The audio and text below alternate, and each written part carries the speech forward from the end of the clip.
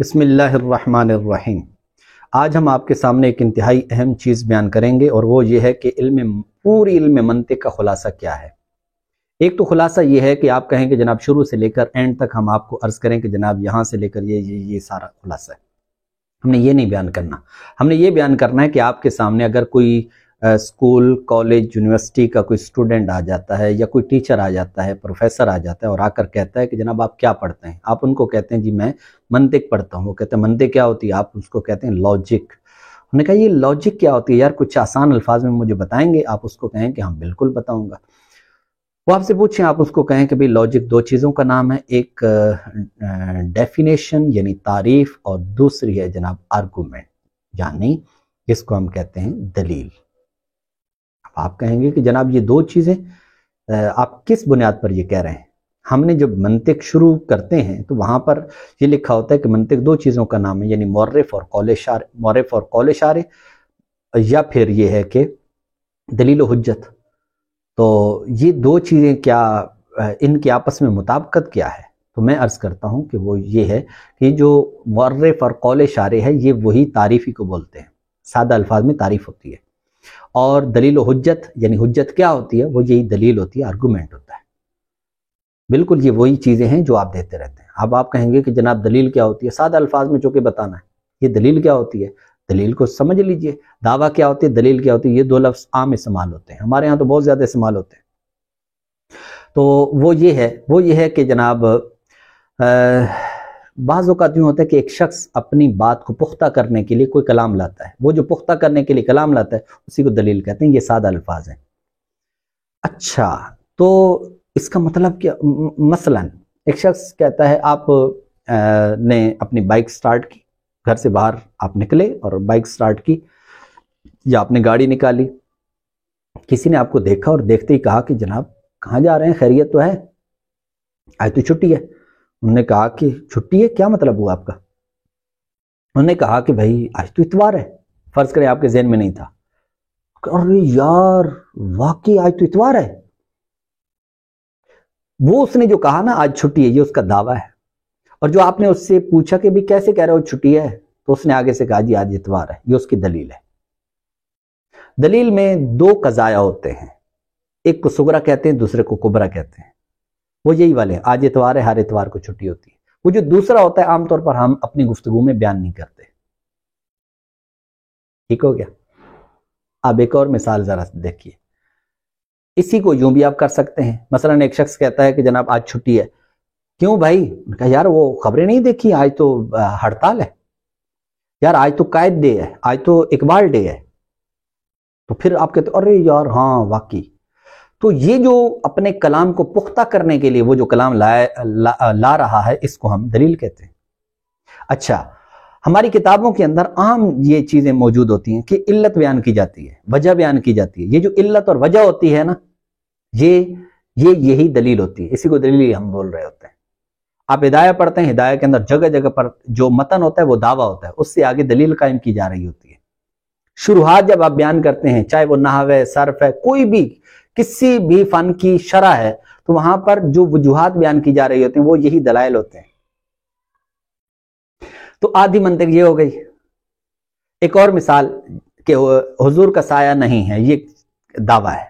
دلیل کیا ہے جی؟ حضور نور ہیں اور کسی نور کا سایہ نہیں ہوتا، یعنی حضور کا سایہ نہیں ہے۔ یہ صغرا اور کبرا ہے۔ تو اب آپ غور کریں کہ ایک دعوے پر جو دلیل ہے یہ کیا ہوئی؟ آدھی منطق۔ یہ آدھی منطق ہے۔ اور اسی کے اندر اب میں آپ کو تھوڑا سا ایسے یعنی بتاتا ہوں، وہ یہ ہے کہ جیسے یہاں پر ہے کہ حضور نور ہیں اور کسی نور کا سایہ نہیں ہوتا، یہ قیاس ہے۔ اور یہ قیاس ہم پڑھتے ہیں منطق کے اندر، قیاس اقترانی حملی اس کو کہتے ہیں۔ کیسے؟ اور اس کے یہ شکل اول ہے، شکل اول کے اندر بھی پھر شرائط بھی پائی جا رہی ہیں، ایجاب صغرا، کلیت کبرا۔ ٹھیک ہے؟ یہ ساری چیزیں یہاں پر موجود ہیں۔ مثلا حضور نور ہیں، یہ ایجاب صغرا ہے۔ کلیت کبرا کیا ہے؟ کسی نور کا سایہ نہیں ہوتا، یہ سالبہ کلیہ ہے۔ تو اب آپ غور کریں کہ یہ والی چیزیں پائی جائیں۔ اچھا، اسی طریقے سے آپ دیکھ رہے ہیں کہ جناب حضور نور ہیں، یہاں پر حضور یہ موضوع ہے اور نور یہ محمول ہے۔ اور آگے بھی دیکھیں کسی نور کا سایہ نہیں ہوتا، یہاں پر نور موضوع ہے اور آگے سایہ ہونا یہ محمول ہے۔ اور یہاں پر آپ دیکھ رہے ہیں کہ جو نور ہے یہ مقرر ہے، اور جو تکرار کے ساتھ ہوتے ہیں اس کو حد اوسط کہتے ہیں، حد اوسط کو گرایا جاتا ہے۔ تو یہاں پر ہم نے گرایا، ہمارے پاس یہ آ گیا، اور یہ شکل اول بھی ہے، کیوں؟ اس لیے کہ صغرا میں موضوع اور کبرا میں صغرا میں محمول اور کبرا میں موضوع حد اوسط واقع ہو تو اس کو شکل اول کہتے ہیں۔ دیکھو یہی والی چیز موجود ہے۔ تو آدھی منطق وہ کیا ہے؟ آدھی منطق کیا ہے؟ وہ دلیل۔ اچھا، آپ کہیں گے یار یہ تو ساری چیزیں ہمیں پتہ ہے، پھر ہم کیوں پڑھتے ہیں؟ پڑھتے ہم منطق اس لیے ہیں تاکہ سیانت الذہنی عن الخطائی فی الفکری، تاکہ ذہن کو خطا فی الفکر سے بچایا جائے، کہ یہ جو ہم دلیل قائم کر رہے ہیں اس کے اندر غلطی واقع نہ ہو، اس لیے ہم منطق پڑھتے ہیں۔ اچھا، نمبر 2، آدھی منطق اور کیا ہے؟ آدھی منطق ہے تعریف کا نام۔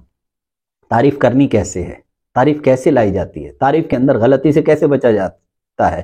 تعریف جامع ہو، مانے ہو، جامع نہ ہو، اس سے کیسے بچا جا سکتا ہے؟ مانے نہ ہو، اس سے کیسے بچا جا سکتا ہے؟ اس میں جو نقص وارد ہوتے ہیں، نقص اس کے اندر جو ہوتے ہیں وہ کیسے، ان کو کیسے دور کیا جا سکتا ہے؟ یہ کہاں پڑھتے ہیں ہم؟ منطق کے اندر پڑھتے ہیں۔ تو یہ 2 چیزوں کا نام ہے، یعنی ایک تعریف اور ایک دلیل۔ اگر آپ غور کریں تو اسی دلیل کے اندر ہی یہ جو دعویٰ اور دلیل ہے، اس کے اندر ہی یہ تعریفیں بھی استعمال ہوتی ہیں۔ مثلا کیسے؟ کسی کو پتہ نہیں ہے کہ سایہ کیا ہے، تو سایہ کی تعریف کرنی پڑے گی، تو اس کے لیے منطق کی، آدھی منطق کی ضرورت پڑی۔ اسی طریقے سے نور کیا ہوتا ہے، اس کی تعریف کیسے کرنی ہے، تو یہ منطق کی ضرورت پڑے گی۔ اسی طریقے سے سایہ کی ہو گئی مثال۔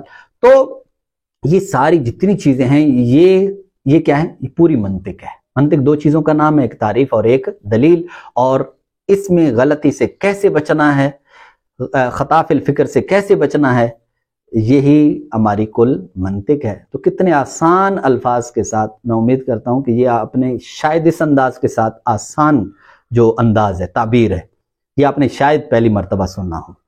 تو میں امید کرتا ہوں کہ اس سے آپ کو فائدہ حاصل ہوا ہوگا، اور کم از کم اتنا تو ضرور ہوگا کہ آپ کو احساس ہو گیا ہوگا کہ منطق کتنی ضروری ہے، کیونکہ یہ ساری چیزیں تو ہماری عام کتابوں کے اندر استعمال ہوتی ہیں۔ تو پھر ہمیں اس انداز کے ساتھ منطق کو پڑھنا چاہیے کہ ہم اس کو استعمال کرنے والے بنیں۔ یہ ایک اصول بنا لیجئے، یہ میرا جملہ ہمیشہ کے لیے ذہن نشین کر لیں کہ جو بھی چیز آپ پڑھیں، آپ استاد سے پڑھیں، آپ سوال کریں کہ اس کا مجھے فائدہ کہاں ہوگا اور میں اس کو کیسے استعمال کر سکتا ہوں۔